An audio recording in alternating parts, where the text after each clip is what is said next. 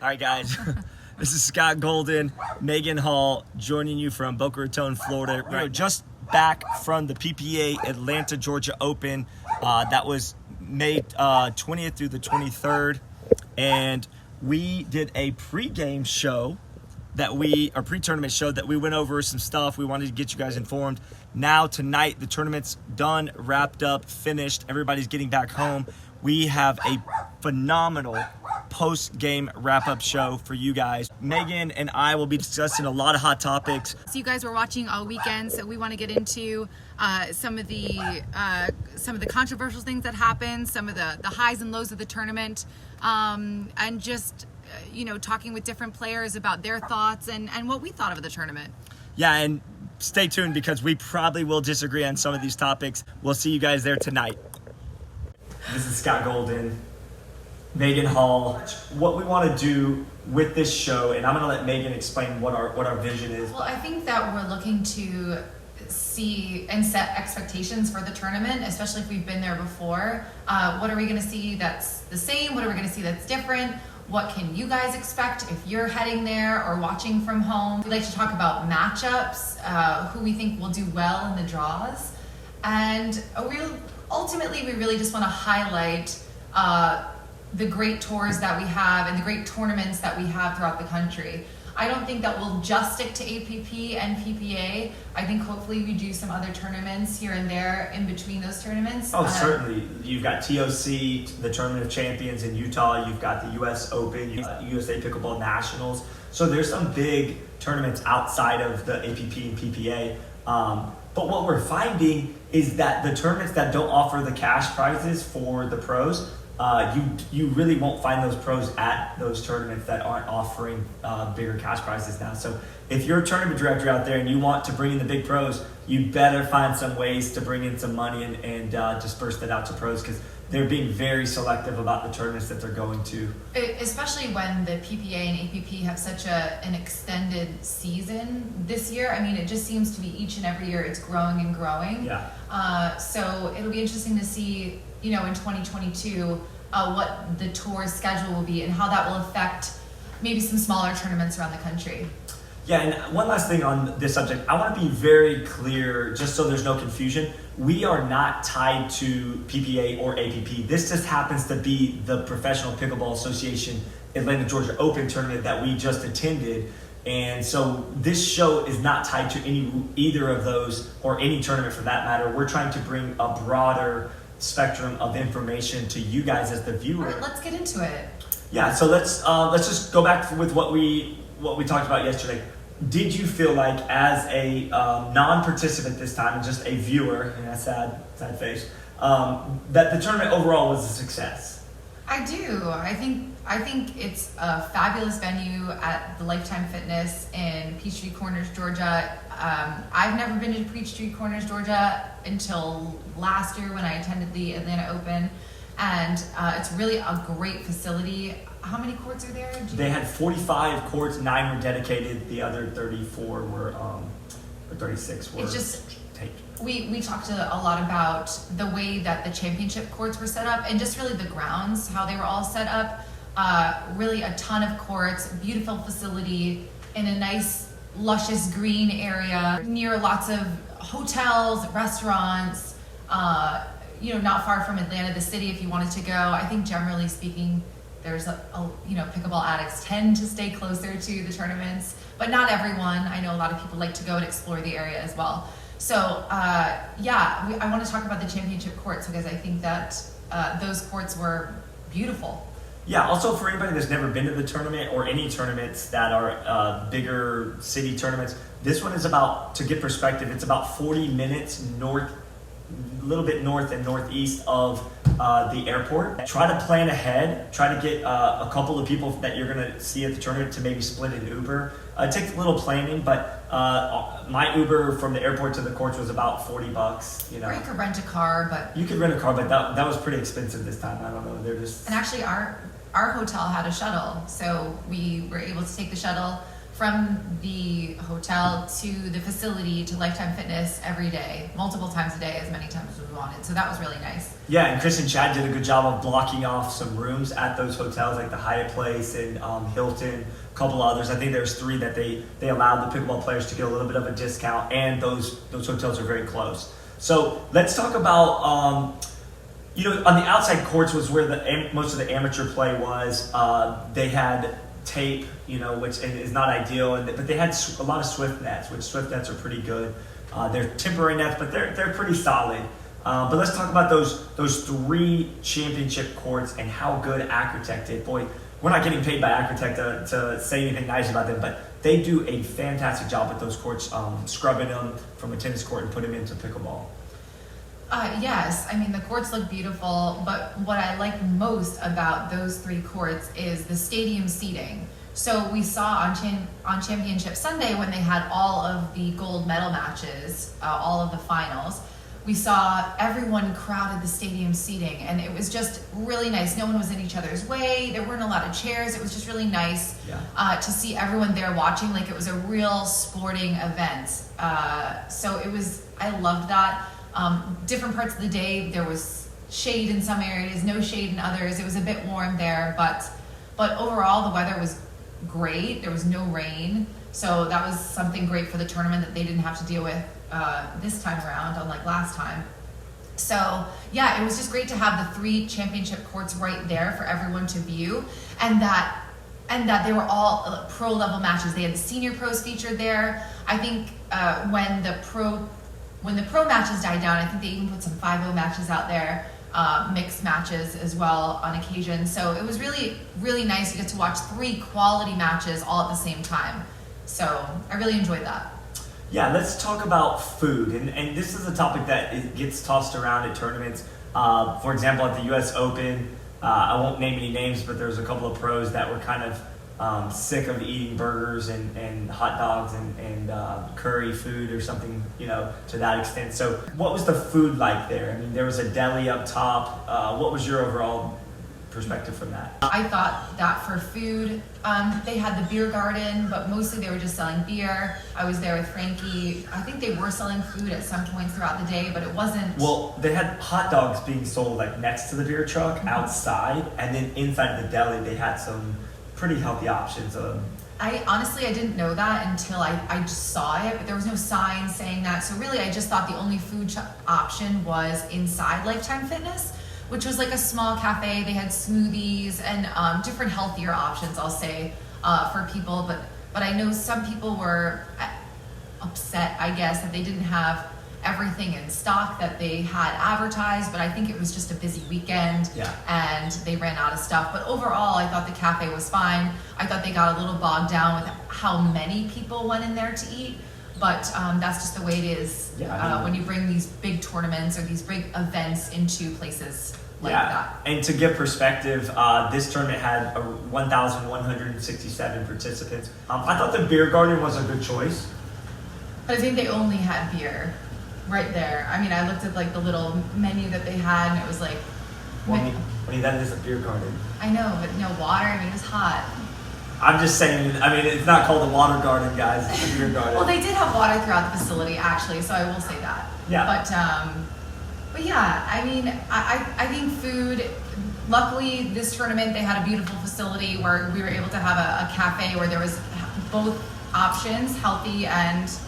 or like there were burgers at the cafe too. So I mean, I think as long as there's some food available with some variety, I mean, you're never going to please everyone. So, I thought they did a good enough job with that. This was a really nice venue. Talk about the Wi-Fi though. The Wi-Fi the last couple of tournaments there has been, for lack of a better term, kind of crappy at times. I know that a lot of you at home were upset with ESPN3, the coverage, that it was kind of in and out, and that really was because of the Wi-Fi. The Wi-Fi at the facility, for some reason, this is the second year in a row that it just kind of died. The first time there was a major storm, so that was understandable, but this time, for whatever reason, the Wi-Fi went down, and I know ESPN and everyone at the PPA did their best to get it back and up and running. And obviously in the future, they're going to have to do a better job to make sure wherever their facilities are, whether they're in major cities or out in the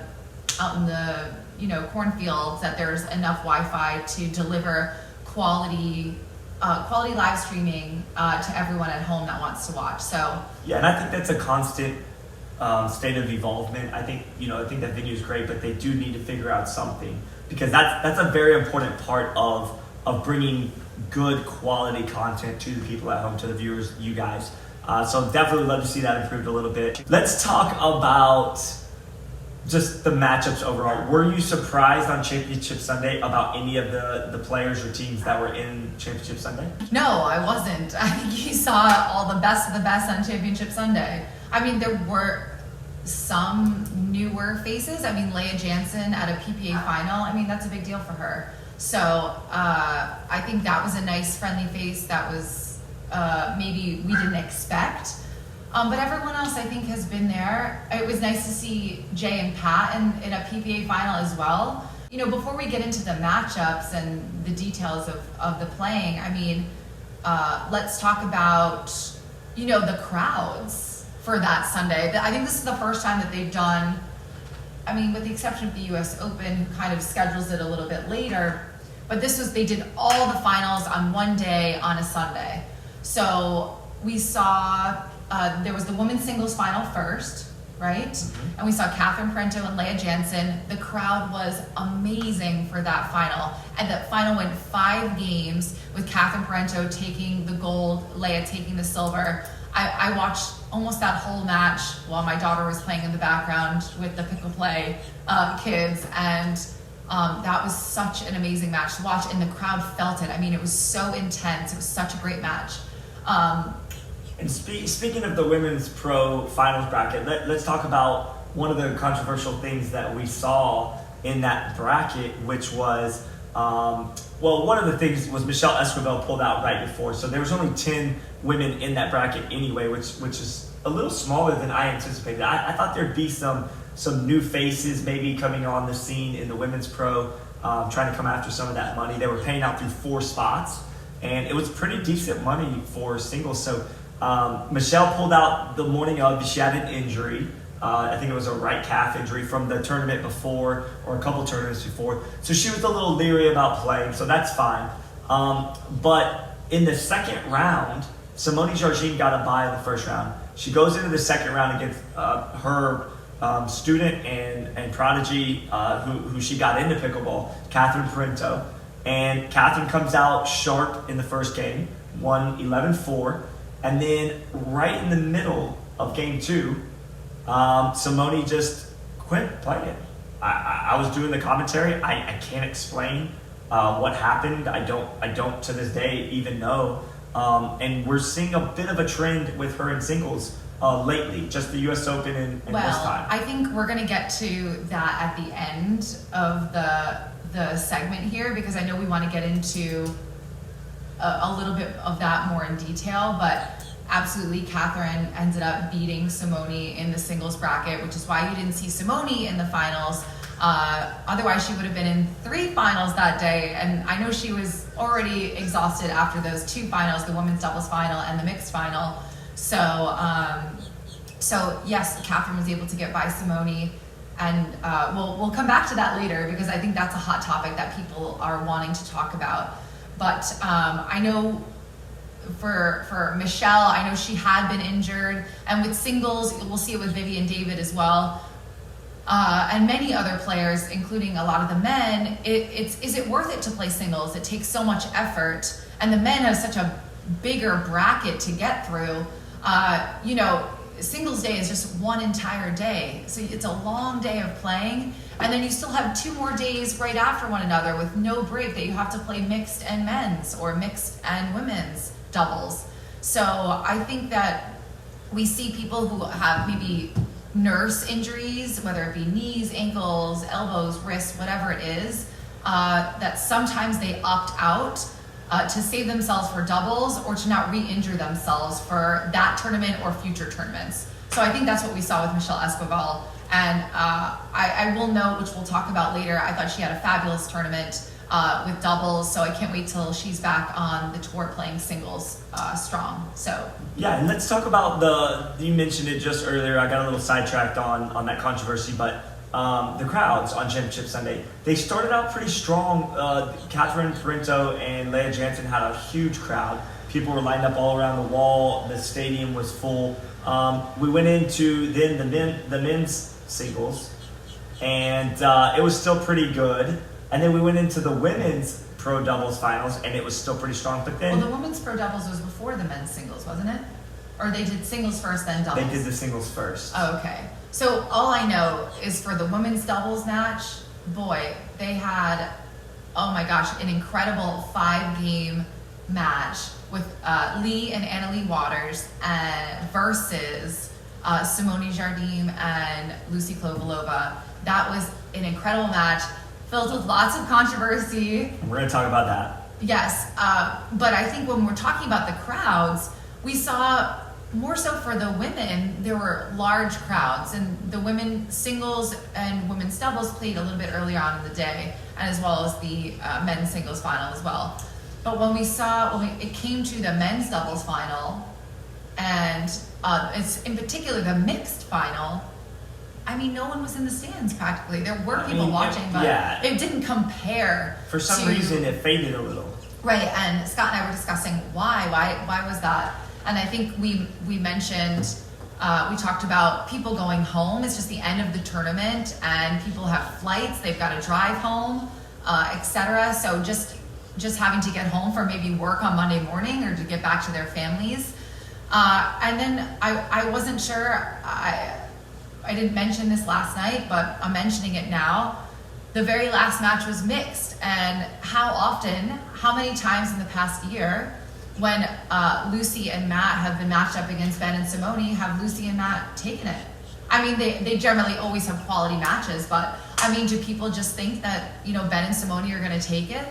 Yeah, I mean, that's a very real possibility that people are just like, you know what, we'll watch it on the live stream on the way home. We need to hit the road, and that's unfortunate because it was a very competitive match.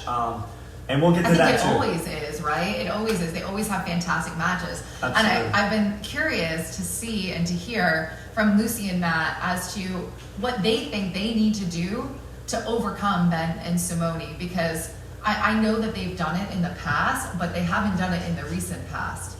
So I think you have to maybe slip some laxative into Ben John's dinner drink the night before, maybe. No. I have more faith in Lucy and Matt than that. I mean, they're so talented. So I'd be curious to see Lucy and Matt, what they think they need to do, because, I mean, they're so close. They have such competitive matches.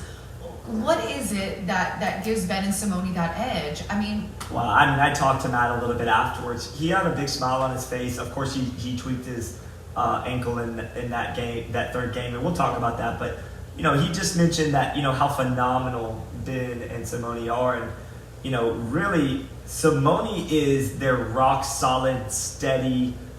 She rarely misses. She's a dinking machine, and she slides over. And we interviewed. Well, we didn't interview, but we were chatting with Ben Johns during the broadcast when he was not playing in the men's final, and we asked him, like, what is it like playing with Simone and having her on your side? And he's like, she pretty much lets me do whatever I want. Mm-hmm. If you guys were listening, you heard him say that. And, I think he was half joking, but he's half not joking. Mm-hmm. I mean, he pretty much takes every ball he can get. And Simone, just to be honest, I've had this conversation personally with Simone. She is perfectly fine with him taking all the balls. Why wouldn't you be? Well, if Simone had to, at 42 years old or 41 years old, if she had to take every ball for 90% of the time, each game, for the whole entire day, she would be exhausted by the end of that day. So she's welcoming Ben to come over at 22 years old and take all that action. I think regardless of Simone's age, any woman playing mixed doubles wants a partner that's strong and that's going to take as many balls as possible, as long as it's putting you in a good situation. I think that's if you're 20 years old, if you're 12 years old, if you're 100 years old. So I think that Simone is rock solid. I think her resets and the balls that she gets back, like just into the kitchen, are just honestly disgusting. Really incredible. So kudos to Ben and Simone and to Lucy and Matt for making that final. So that was the crowds. Next on the list, referees. Oh gosh, we're gonna touch on a subject. We spent a little bit of time on this last night. I don't know how well you guys could hear us last night, but this is a touchy subject. You know, just referees in general right now. It's a very sensitive subject in our sport. People are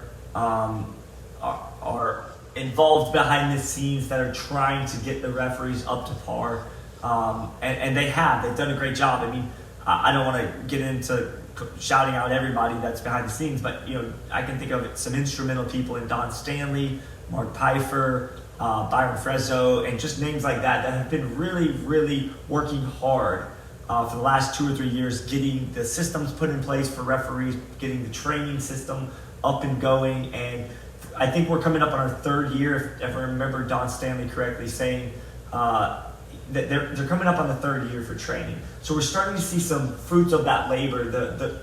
Don told me yesterday on the phone that in 16 games, I believe, 16 straight games, or maybe he just said all day, he only got called to the courts once. And that's pretty significant. So, but why are we really talking about referees? Obviously, there was a major controversy in the women's doubles final, and Scott was there in the mix of it. So, Scott, why don't you talk about that? What happened, and then what we can do, or what Don and his crew and the referees in general in the sport can do to better the situation moving forward. Tell us what happened. For sure, Megan. So anybody that was watching the women's pro doubles finals, it was Simone Jardim and Lucy Kovalova squaring off against the Waters, Lee and Anna Lee. And it was in game 5. It was in game 5 because it went five rounds. And in the 5th game, it was tied 3-3. Lee and Anna Lee had the ball. They scored a point, and Simone called the timeout. There's a reason. Something happened. I guess she was frustrated. She missed the ball or something happened. I don't remember. But she calls a timeout. The referee on video says 4-3. Mm-hmm. They come out of the timeout, and he had made another mark on the sheet by accident. He made a mistake, or he misread it. Something happened. Who's he? Tom Whitson. Tom Whitson was the lead referee for that one. He had a human error, point blank simple. He's owning it. He's manned up and said, hey, it was a human error, a referee error. He's taking full responsibility for his actions. And but for whatever case, he came up with a score of 5-3 coming out of the timeout. And immediately when he called the score 5-3, you could see the look on Simone and Lucy's face. They were adamant.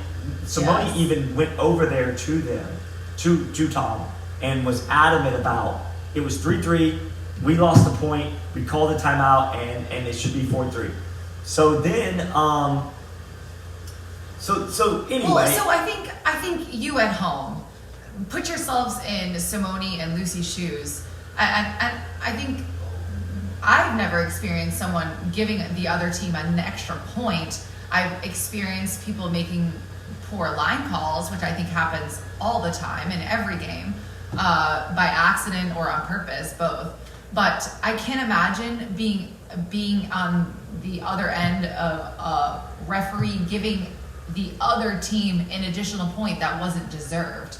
Not in even just a regular round match, but in a final. Well, that's what I was going to say. It's one thing if it happens on the outer courts, God forbid it ever happened to anybody, but at that stage, at that level, with that money on the line, with all those sponsors and things, I mean, it was a big deal. Yeah, it's a big deal, and I appreciate and love and respect all of the referees. I've never had one bad thing to say about any of them. I think they're all fantastic. They do a great job. But this was a big mistake, and I appreciate Tom taking the hit for it and owning up and saying, you know what, that's my fault. I think that if we saw Simone and Lucy lose that 5-game match, I think we would be hearing even more about the situation, because guys, I mean, if you were in that situation and you lost, I know you too, Scott, you would be... you wouldn't hear the end of it. And you guys, the viewers at home, you guys are already commenting a lot about, well, what if it would have resulted in Simone and Lucy losing? Who knows? I mean, who knows what that would lead to? But thank goodness Tom dodged a bullet there. But what are we doing? Are we going to crucify the referees for making human error? No, we understand it happened. We can't do anything about it now. We can't go back in time. But what can we do going forward, Megan? What do you think some safe methods or measures that they can take going forward? And not just PPA, all the tournaments need to take measure of this with the referees. Well, go ahead and tell us about what you think about that. I think it makes the most sense to go back and check the footage. I mean, waiting an extra minute or two to make sure that the score is correct. I mean, that's the bare minimum. You need to know the score. If you don't know the score, something is wrong. Now, it's different to check and waste time for a line call. Right. I think that's a judgment call based on the referees that needs to just be made right then and there. I think that's where our sport is right now. But I think as far as score, you've got to go and check the footage. Now, I will say this is something else that came up. Did the Waters know that the score was wrong? Yeah. And should they have said something? I'm going to say this. I don't know what was going on in their mind. I want to give them the benefit of the doubt that they didn't know. I really want to believe that. I think if they had any clue, they absolutely should have said something. I think if they knew and didn't say, I think that's such poor sportsmanship. And again, I don't know because I wasn't in their minds, but... Right. I think if we could confirm that they knew the score 100% and that they didn't speak up in that moment, we could say, that's an integrity issue, you should have spoken up. But it's hard for me. The Waters are nothing but class when they're out there, and I've never seen anything remotely close to cheating or anything like that from them. So I can't begin to speculate. I don't want to, but you do have to beg the question, right? As you mentioned, if they knew and they had a little discussion amongst themselves out there, do you think that in such a big moment, maybe they just said, oh, we'll let the ref figure it out and let the other team figure it out? This is how I feel. I've never experienced anything bad with the Waters, nor am I saying that they knew what the right score was and didn't say it themselves. I don't know what they were thinking or what they knew. However, I do know this. When there's money on the line, that it can change people, and people then lose their senses of what's right and wrong. It's very easy to do that when it's not only money, but it's clout, it's so many things, and both teams wanted it so bad. So I believe that the Waters are great people. I've had amazing experiences with them. They've always been very friendly. But, Well, what if we flipped it around? What if it was in favor of Simone and Lucy? I wonder, do they speak up? I mean, yeah, same thing. Well, that's what I'm saying. You could beg the question, like, which pros would speak up and which ones wouldn't. I think it does come down to... we don't know, but the issue is we don't want them to have to deal with those situations because it's too much on the line. So that's what I was going to get at is, do we really want to put that on the shoulders of the players in that big moment to say, hey, I know the score is this and this. Yeah, they should speak up if they knew. But maybe in their minds, they're not even 100% sure because in that heat of the battle, they could just be playing point to point. And like you said, just coming off a timeout, it's easy to forget the score. Often we come out from a timeout saying, ref, correct server or correct side, or we ask questions because we're so busy discussing strategy and hydrating and just taking a breather that, we do lose focus sometimes on what the score is. So, a tough situation, a big rough patch for the referees that hopefully in the future they can figure that out. But I definitely think taking time to watch the footage would have been the most simple way to do that. Well, and just to be clear, not every match has $1 million truck sitting out there with replay. True. But in this case, we did have that. Mm-hmm. And in a big match like this, intense emotions are high. There's a lot of money at stake. I think it would have been beneficial for Tom Whitson to say, hey, time out, guys. I'm going to take a minute. We're going to get this right. and then we're going to come back and we're going to make sure that both teams are happy. But it didn't happen. But going forward, I would like to see a second ref keeping a scorebook. You kind of debated with me last night on, we're already short refs, and is that really feasible? Yes, absolutely. On Championship Sunday. How many refs were on that court? Well, there was only 2 there was 9 total. 9 total refs, and you're telling me no one knew the score? Yeah, I will say that was a bit sketchy. That nobody paying attention out there. I mean, that if you're a line judge, they couldn't take a majority vote. Like, hey, who thinks the score is 4-3? Raise your hand. Well, quite honestly, up in the booth, we knew it was 4-3 at the timeout. We said the score of 3-3. It was up on our screen. Highly unlikely that our scorekeeper made a mistake there because sometimes there's a lag. Yeah, but all week that person that was doing our scorekeeping was doing a phenomenal job. So we knew what the score was, but we weren't going to be the final say in it because it wasn't our job. So it ended up being okay. Mm-hmm. But the silver lining is hopefully moving forward they'll put another ref in the booth or in the truck keeping score so they have a fail safe, and that won't happen again hopefully. Okay. Let's talk about just needing more refs in general. Oftentimes, when you go to a sanctioned tournament, every match has to be officiated. So, guys, if you're interested in helping the sport grow and you really want to get your hands dirty and really put your words to action, go get in touch with Don Stanley, Mark Pfeiffer, Byron Frezzo, somebody that's a lead referee in our sport, and get trained. Get trained on how to be a certified referee, how to put yourself out there, because we definitely need more of them.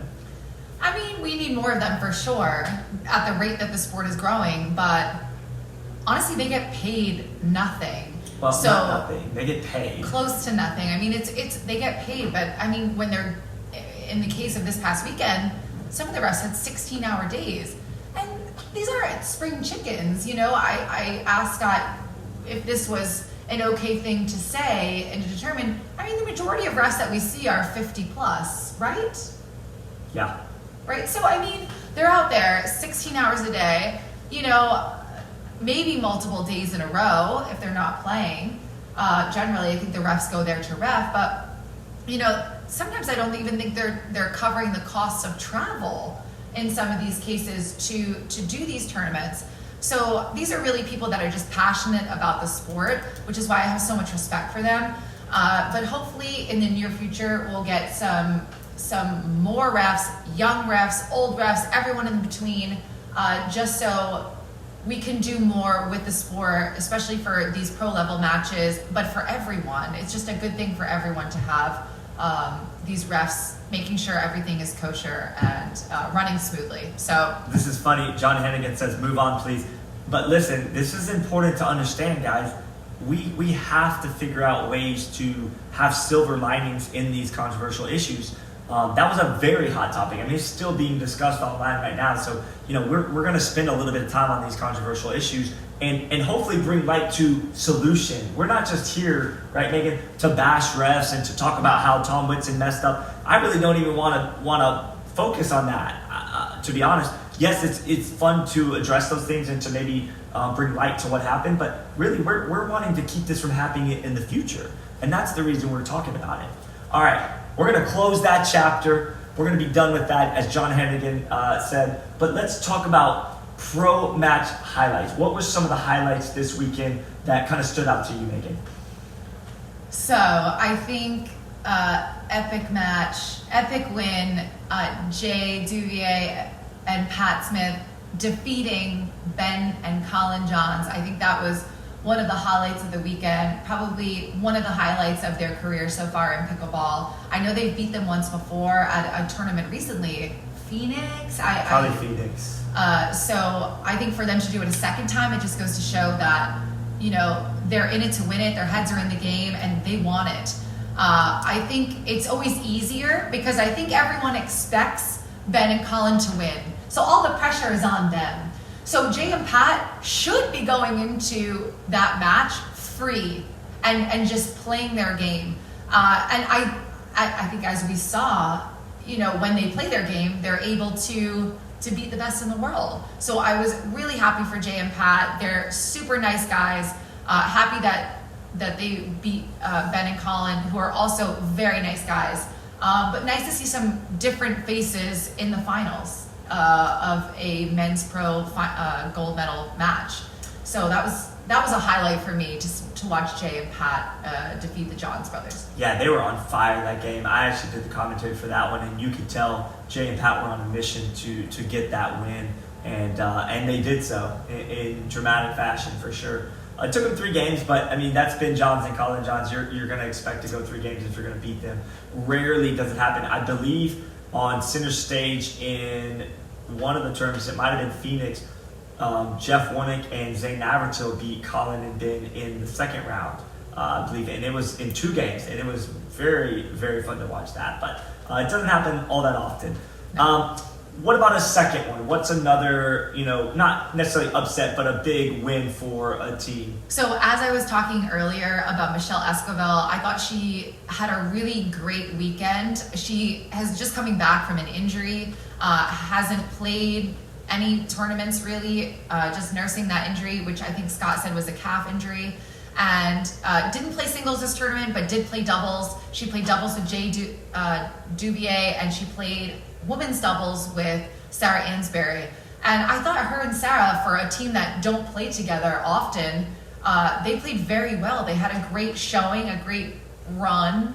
Even though the women's bracket was small, I thought they had a great run in that bracket. They ended up defeating Irina Tereshchenko and Jessie Irvine, who was a solid team. They played together all the time.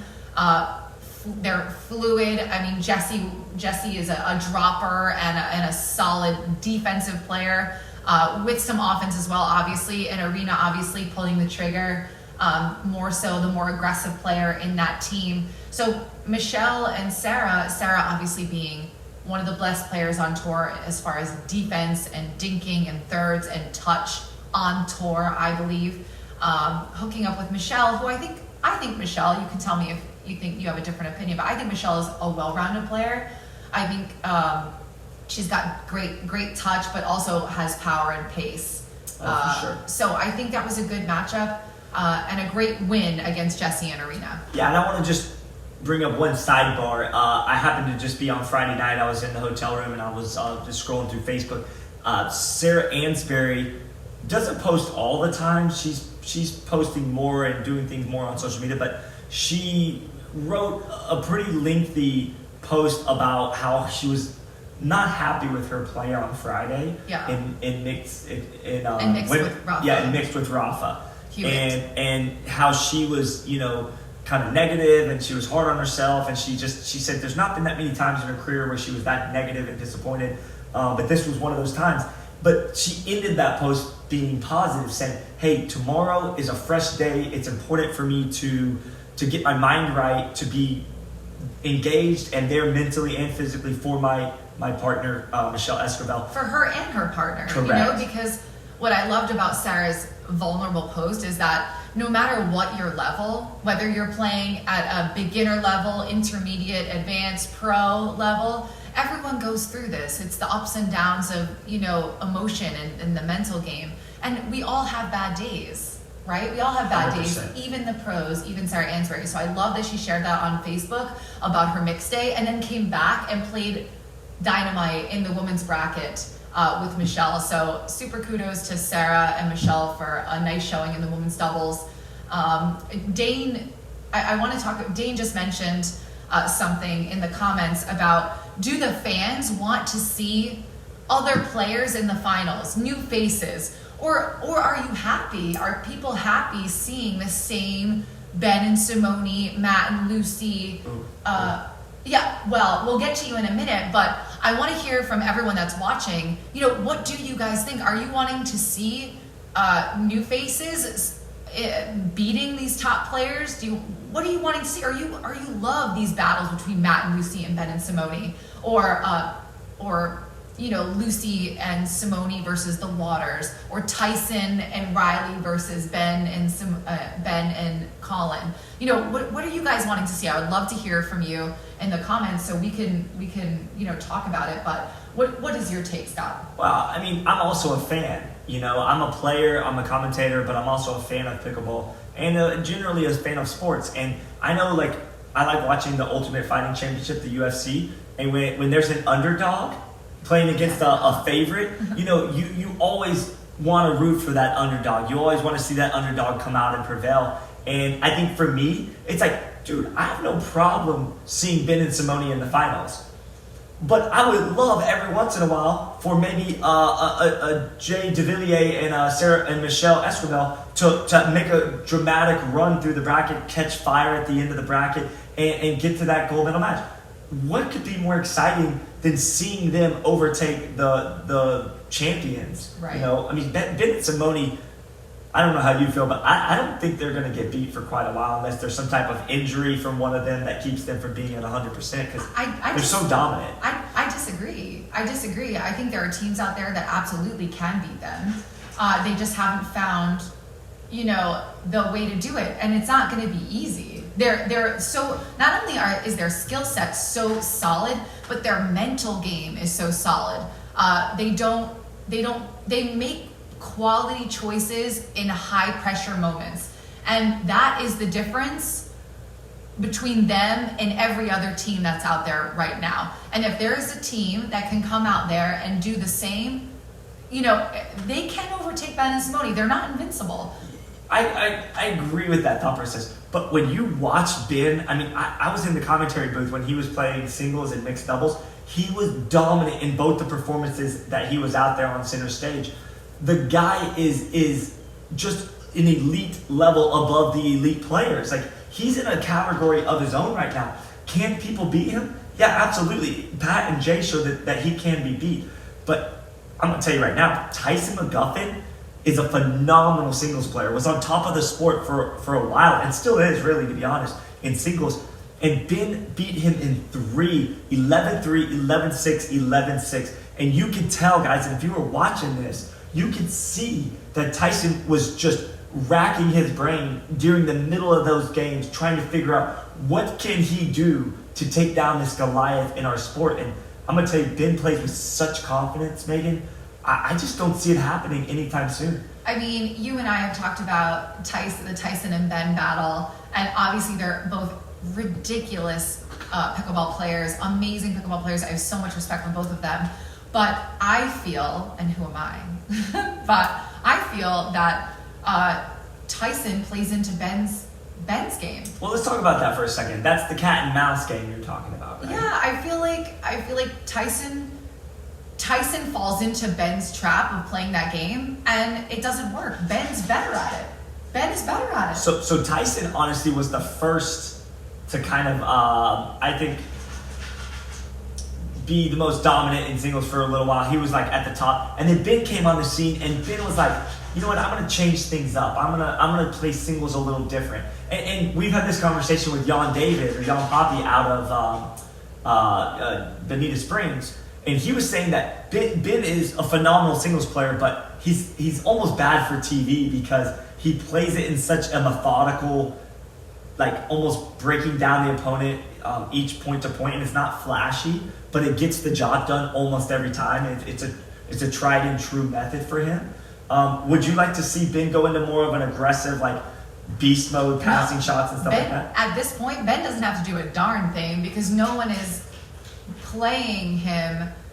I honestly, I think Zane has like a very aggressive game that I think at some point, if he can make some good choices and stay mentally tough in some tough moments, I think Zane has a great opportunity to beat Ben. I don't know if he's ever beat Ben yet. He's gotten close. I don't know that he's beaten him in the finals. I think we're going to see Zane come up with some good matches. You're referring against to Zane Navratil. Zane Navratil, yes, the one and only Zane Navratil. And I mean Jay Duvier, he's coming closer and closer and closer.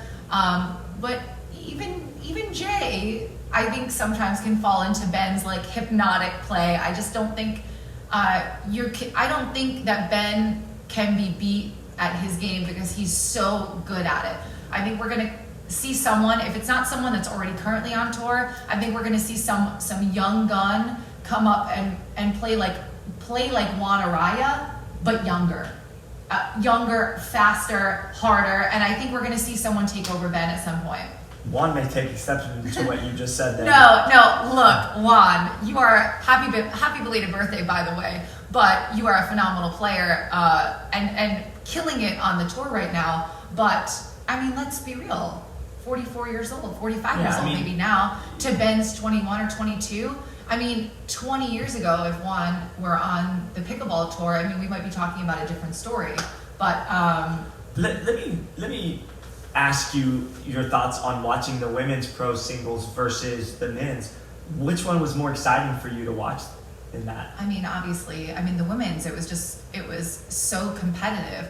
I think it was intense. It was competitive, long points, and actually the women played differently. I mean, definitely differently than Ben.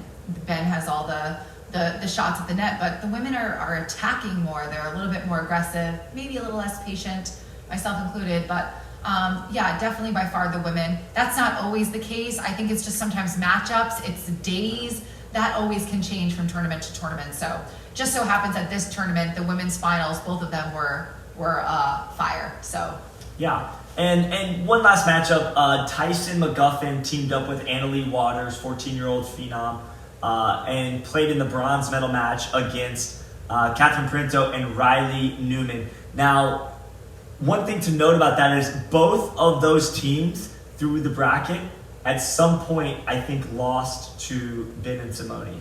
If I'm not mistaken, you can go back and double check that. But I believe both of them were put down into the consolation bracket by Ben Johns and Simone Georgine. So when they went into that bronze medal match, I honestly, my money was on Riley and Catherine. I thought that they would be the ones to win that. That was my mindset. Not taking anything against Tyson and Annalie, but they haven't played together all that much. And Catherine and Riley actually have played a couple tournaments when his sister Lindsay was out of commission with the baby. So I just thought going in that they had the advantage. It did go 3 games. Tyson and Annalie came out on fire. It was a close one in the first game, 11-9. They pulled that one out. And then the second one was 11-9 in the favor of Catherine and Riley. Actually, it's the opposite. Tyson and Annalie lost the first game and then took the second and third game. Okay, well, my notes taker, I think, maybe confused me a little bit. Well, 9-11. Okay, sorry. It was me, guys. I apologize. Of course it was, guys. I actually don't have my glasses on. No, I'm just kidding. That's not an excuse. Yeah, she wrote it down right, actually. Thank you. She's our note taker, as you can tell. So anyway, okay, Riley and Catherine did win the first game, and then Tyson and Annalie figured out and unlocked the keys to success in the second and third game. But I think, was this the match that we saw Tyson go like this to Annalie? Yes. Because Annalie just played out of her mind. She played on fire. I mean, gosh, 14 years old and just coming up with such big shots and big moments like that, to be so young to do that is amazing. Well, and that begs the question, Megan, and I would love your opinion on this. Is 14-year-old Annalie Waters the most dangerous player on the court right now on the Pro Tour? If she's not now, she will be. She will be. Because we saw at the US Open, she hadn't played a singles tournament in I don't know how long, and she comes out and she medals. She beat Catherine Printo. She beat Catherine Printo, and she hadn't played a singles tournament in a year. Or over a year. Yeah. So for sure, she's hot on everyone's trail.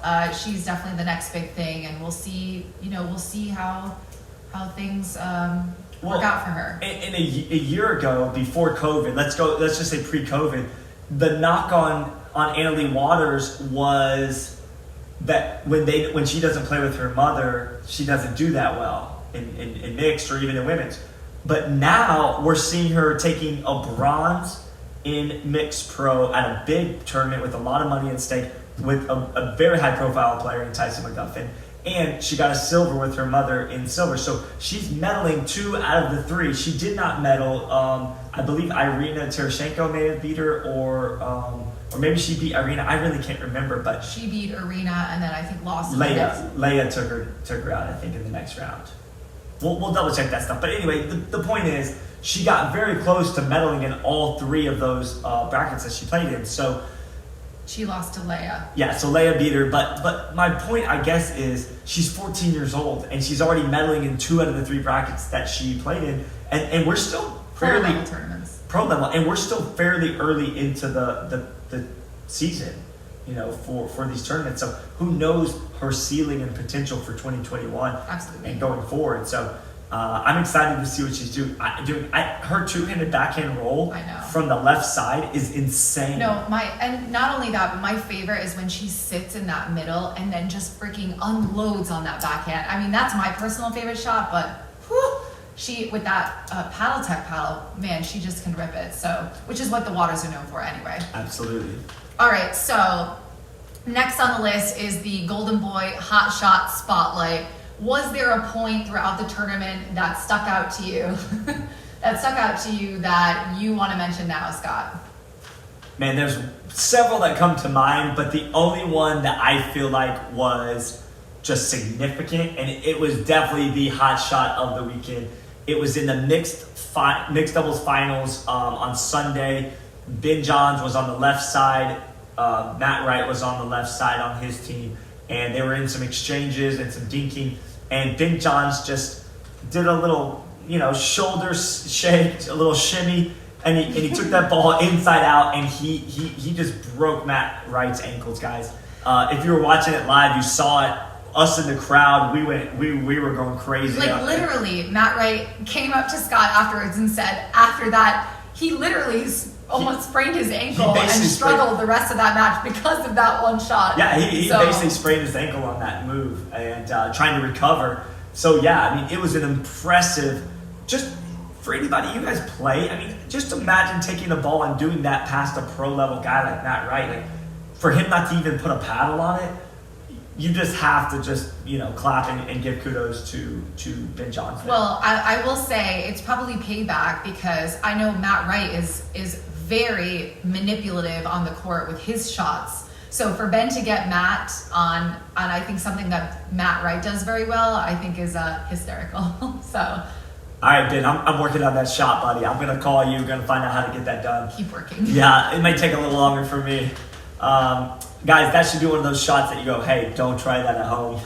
You can hurt yourself trying that. Oh, by the way, if you want to go back and watch this, I think you can find these games on the PPA Facebook, on the YouTube channel, right? I think you can find it on ESPN3 if you have access to that. So, you can go back and check out the shot that Scott's talking about in the mixed doubles final, which should be towards the end of the PPA stream. It's a 5-hour stream for the championship Sunday, and it's towards the end of that stream.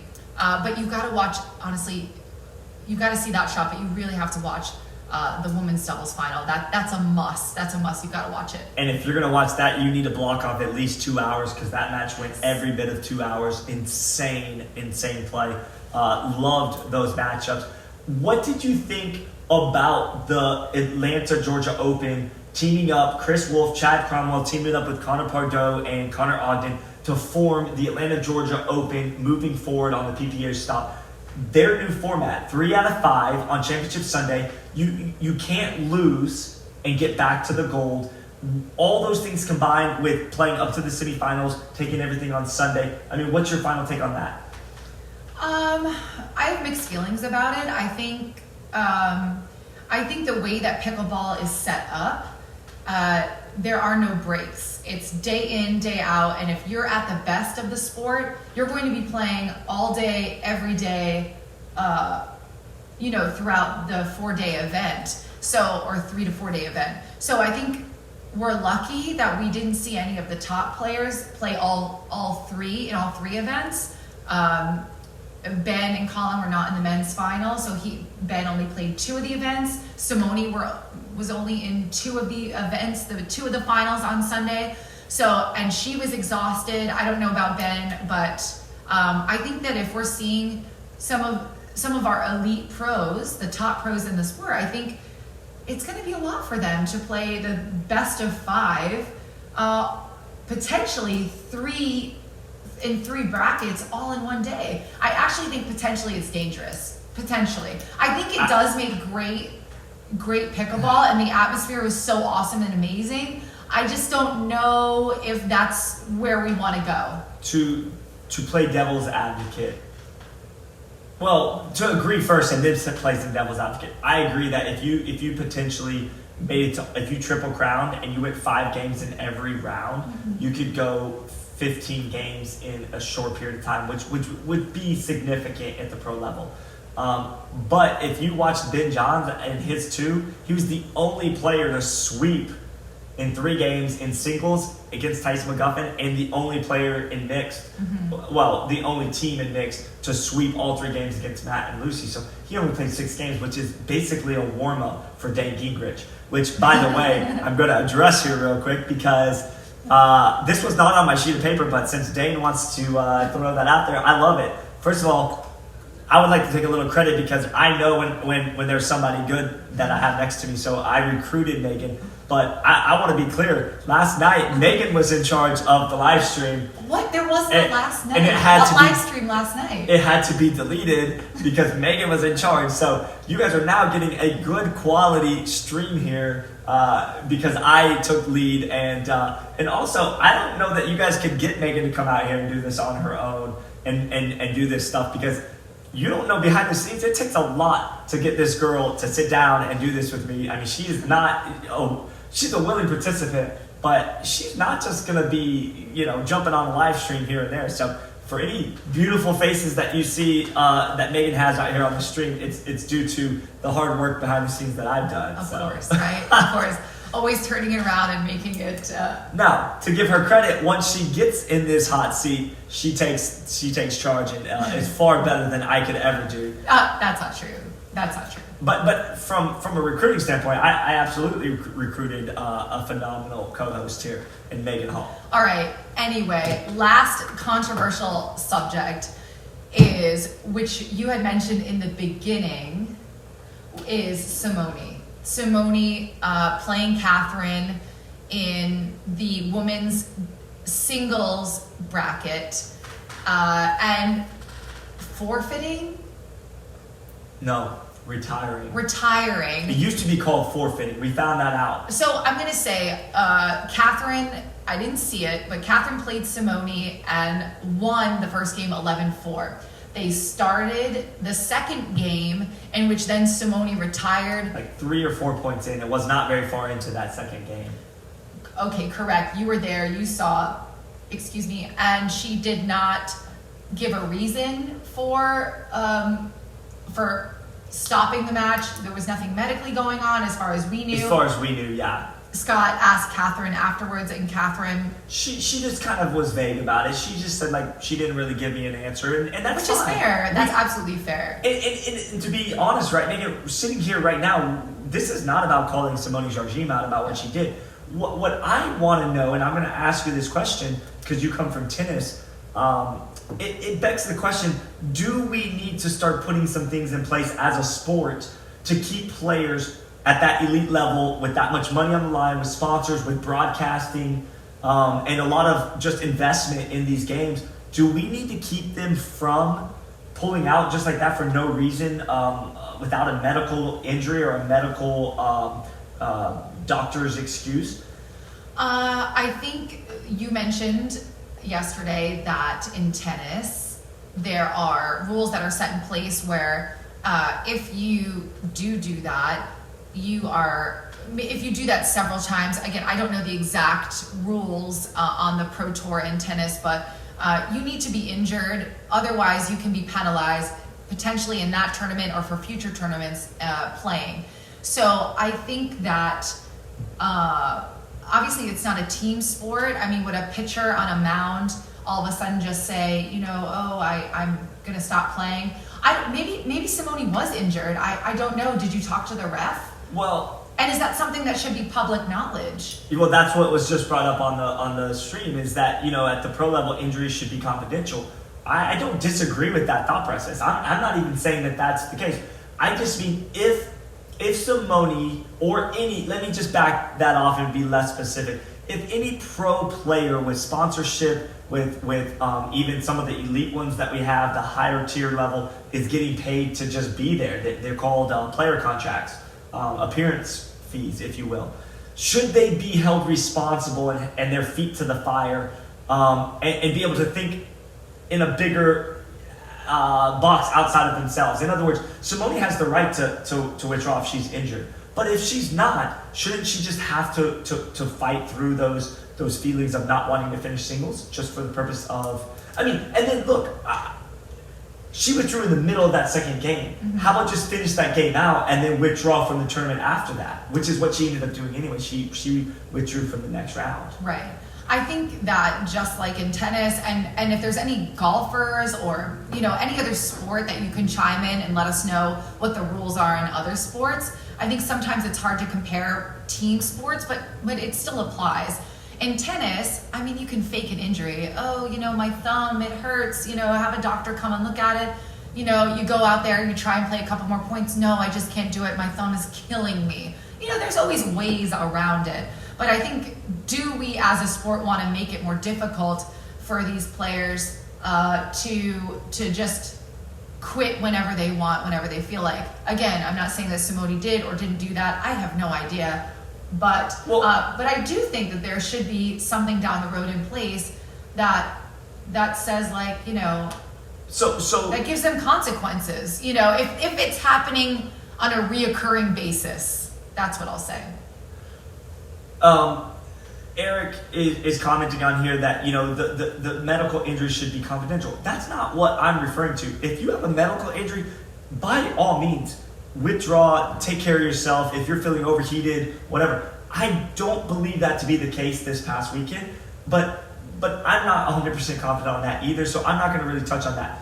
All I'm saying is that in tennis, if there's a player who is continually doing that, they have suspension points in place to keep people from what they call, I can't remember the terminology, but basically from just, if they're not playing well, they just basically quit in the middle of the match and decide they're not going to go anymore. I think also in tennis it's different because the money is different. There is money in pickleball, but it's not not to the level. Correct.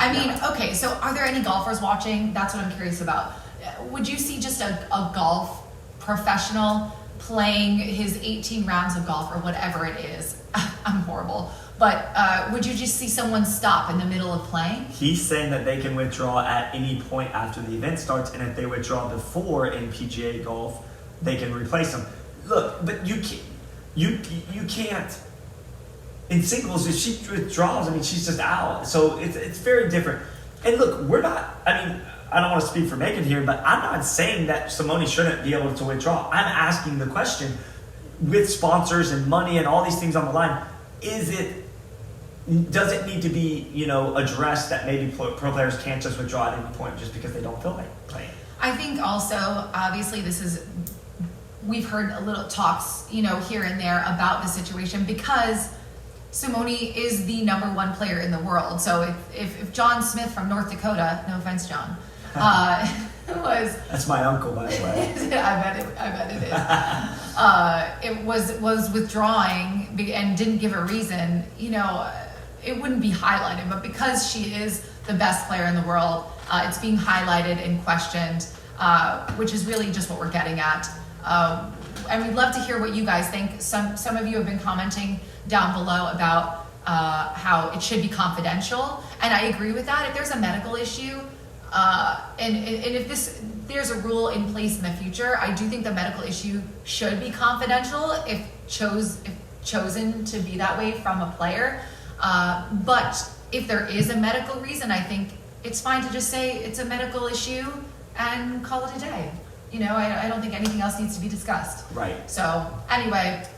So one of the comments was in reference to Callie Smith, and for anybody that keeps up with me and follows my social media stuff, I just interviewed Callie Smith after her big championship run at the U.S. Open with Catherine Parento, her partner.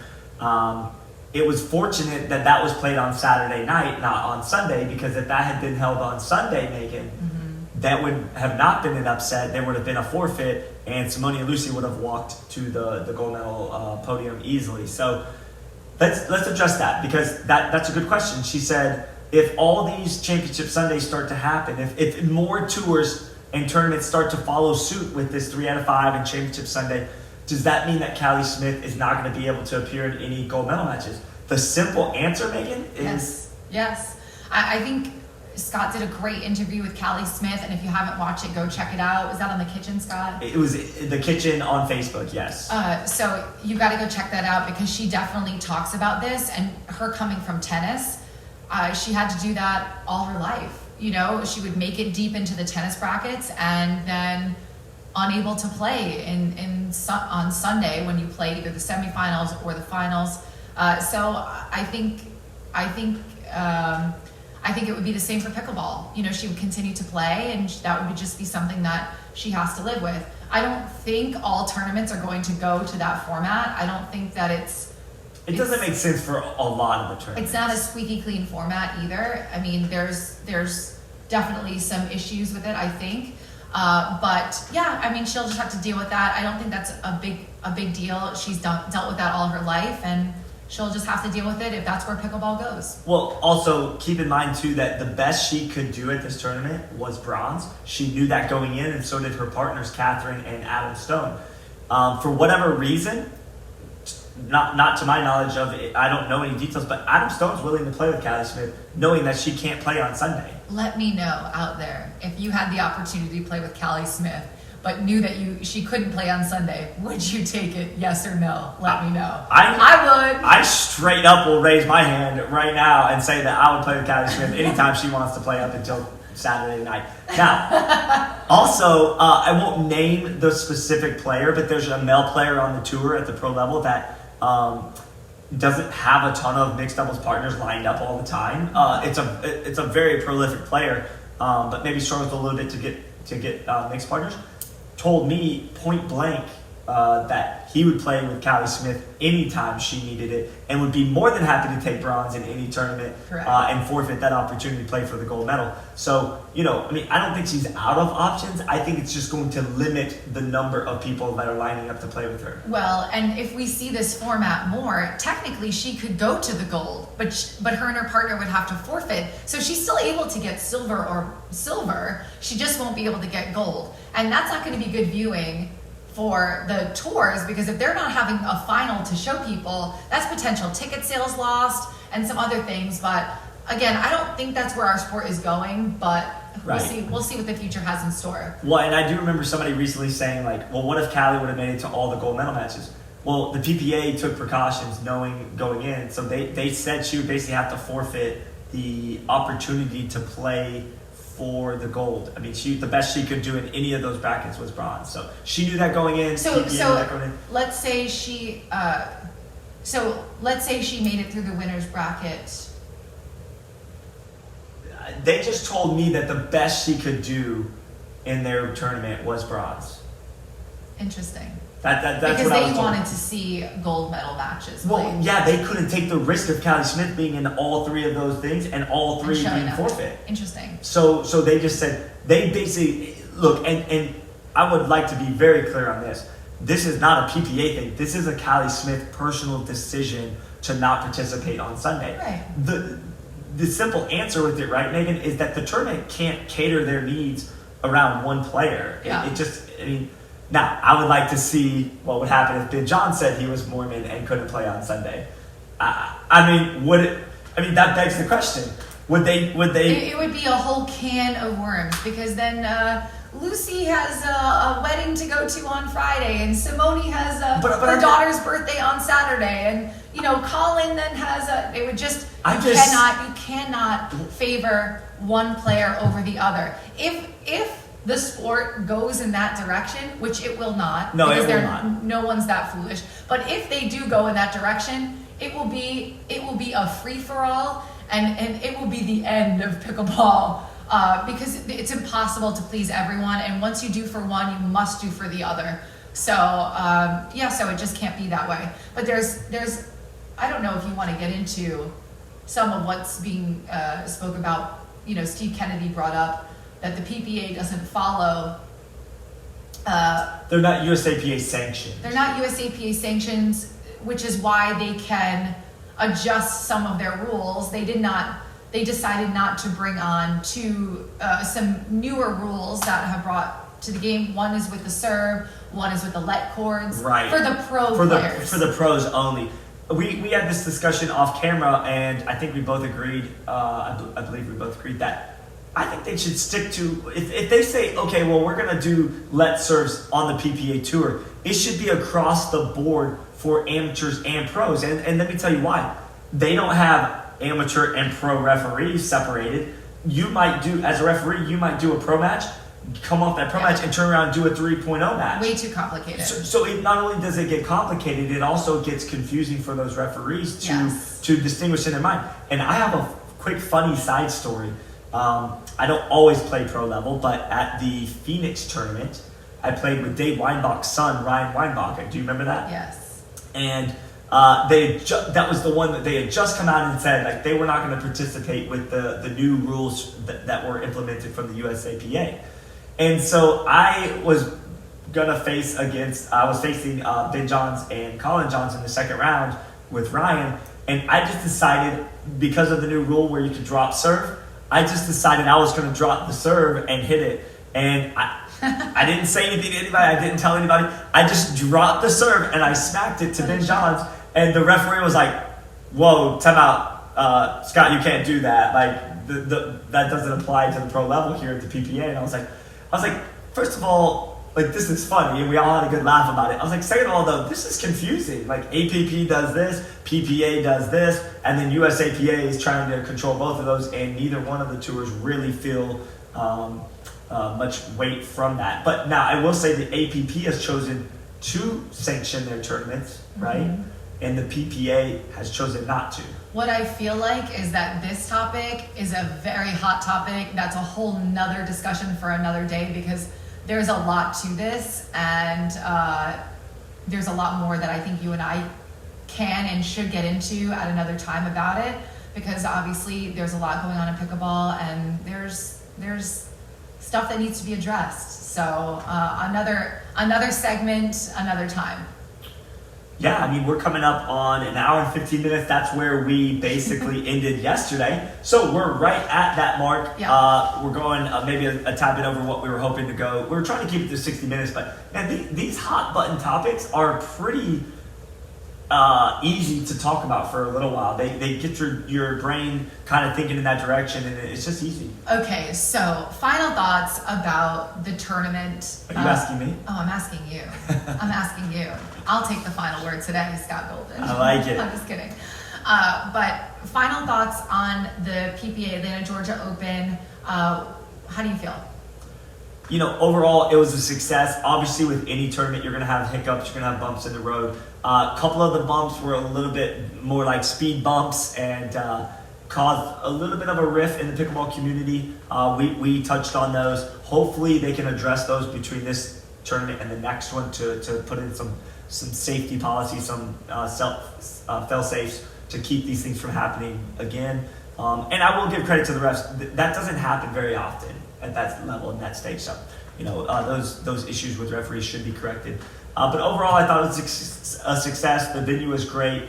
I thought they really went above and beyond to separate themselves as the professional pro tour that they're trying to put out there.